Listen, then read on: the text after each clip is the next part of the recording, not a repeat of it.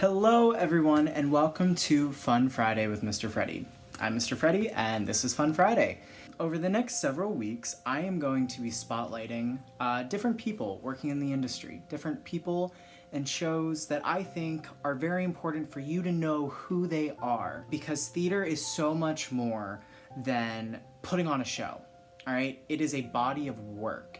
It is history, it's writing, it's architecture, it's design, all right? And so over the next several Fun Fridays, I'm gonna be introducing you to some very influential people that have made up the American theater, both in theater and musical theater, because they go hand in hand, believe it or not. Today I have chosen to spotlight an American playwright who I believe is one of the most influential playwrights of the late 20th century and the early 21st century. His name is August Wilson. August Wilson was an African-American playwright who grew up in Pittsburgh. He was born on April 27th, 1945, and his real name actually wasn't August Wilson, it was a pen name. And his real name was Frederick August Kittle Jr. It wasn't until after his father died that he decided to go with the pen name August Wilson to honor his mother. His mother's maiden name was Wilson. Like I said, he grew up in Pittsburgh, and in high school he had to experience a lot of bigotry and racism at the hands of his classmates and also his teachers.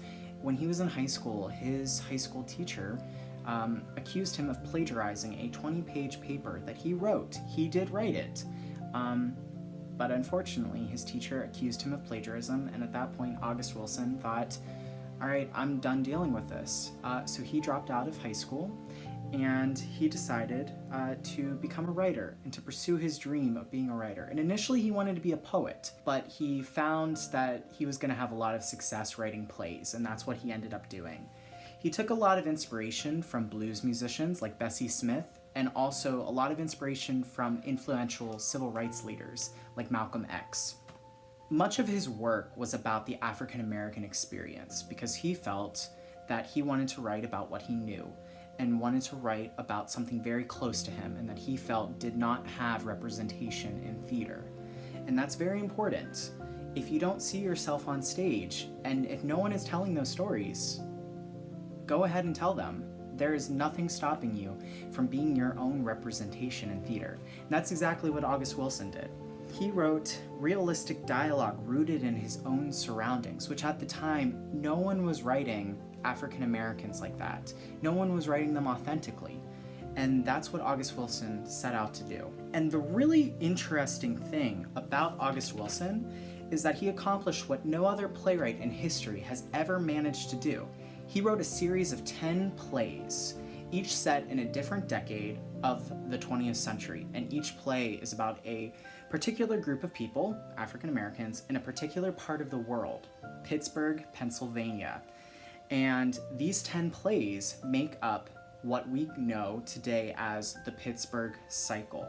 And this Pittsburgh Cycle features plays such as Jitney and Fences, and The Piano Lesson. Now, Fences won a Tony Award and a Pulitzer Prize, and was also adapted into an Oscar award-winning film starring Denzel Washington and Viola Davis. The Piano Lesson also won a Pulitzer Prize. Wilson died of liver cancer in 2005, but several days after he died, he had the honor bestowed upon him of having a Broadway theater named after him. The August Wilson Theater was opened in October 2005. It was renamed to honor him. The really cool thing that I hope you take away from this video and talking about August Wilson is that exactly what I was talking about, representation. August Wilson was a pioneer in his field. He was an African-American playwright in a field dominated by people that didn't look like him. And people were writing plays for characters and actors that didn't look like him. And he set out to do that. He set out to write plays about the African-American experience that were authentic and real. the fact that he wrote 10 plays, and he had actually written 3 of the plays in the Pittsburgh cycle before he realized what he was onto. He realized that all of them had a through line. What I mean by that is that all of the plays he was finding were set in Pittsburgh, and they were set about a group of African Americans. They were all different characters and all different plot lines, but they all had that same idea. Just to recap about August Wilson, here's the thing. He was always looking and listening and documenting unheard voices, that idea of representation. And he was a distiller of the Black experience in America. And he wrote about the frustration and the glory of being Black. Great critic wrote that last line. I hope this video inspires you to go out and do research and read plays. Read plays about experiences that are not like yours. Learn about people who don't look like you, because that's what the world needs right now. We need to learn from other people's experiences and not necessarily entirely understand, but grow to be more empathetic and caring. And I think once we accomplish that, theater is going to continue to grow, and we're going to be able to tell more stories that have never been heard, just like August Wilson wanted to do. So thank you for tuning in today for today's Fun Friday. I hope you learned something, and I can't wait to see you back here on Monday for Music Monday.